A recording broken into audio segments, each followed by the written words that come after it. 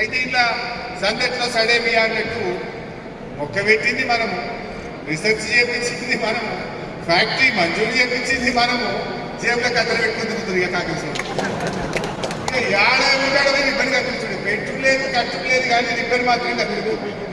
ఇది కొత్తగా ముప్పైంది ఆడు వీడి కొత్త రెట్టి ఇంకా వచ్చి రిబ్బన్ కత్తిరిస్తాం ఇక తయారు అంత మేము మోసినట్టు ఇక బరువు మోసినట్టు.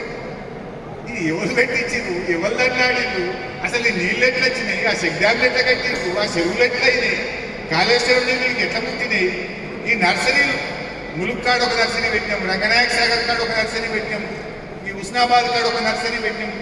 ఆయిల్ పామ్ మొక్కలు పెంచడానికి కూడా 3 నర్సరీలు పెట్టి తండ్లాడి మొక్కలు పెంచి రైతులకు ఇచ్చి దీన్ని అంత చేసి పెట్టి మేము తిరిగి వస్తామన్నట్టు వచ్చింది. ఈ రకంగా జరుగుతూ ఉంది. ఏమంటావే వంట ఇంకా గడ్డ తిప్పినట్టు ఉంటుంది మళ్ళా.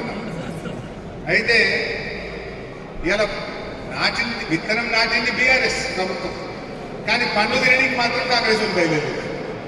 మొక్క పెట్టింది, పెంచింది, పోషించింది బీఆర్ఎస్. ఆ పనులు వస్తే మాత్రమే మేము చెప్పుకుంటామంటాం. అమాయకులు అంత ప్రజలకు తెలియదా దాని వెంట చెమట చుక్కలు ఎవరి పడ్డాయి, దాని వెంట తల్లాట ఎవరి, ఈ నీళ్ళు ఆడికెళ్ళి వచ్చినాయి, ఈ మొక్కల ఆడికెళ్ళి వచ్చినాయి, ఈ ఫ్యాక్టరీ ఆడికెళ్ళి వచ్చింది తెలియదా. ఈ ఫ్యాక్టరీ ఆ రోజు నిరంజనన్న వ్యవసాయ శాఖ మంత్రిగా ఉంది. ఆ రోజు మీరు కూడా ఉన్నారు అందరూ. 13 ఏప్రిల్ 2022 నాడు అప్పటి వ్యవసాయ శాఖ మంత్రి నిరంజన్ రెడ్డి గారిని ఇక్కడ తీసుకొచ్చుకొని మీరందరూ కూడా ఇలా డాష్ ఉన్నారు. 2022 ఏప్రిల్ నాడు నిరంజన్ అన్న చేతుల మీదుగా శంకుస్థాపన చేసిన ఫ్యాక్టరీ ఈ ఫ్యాక్టరీ.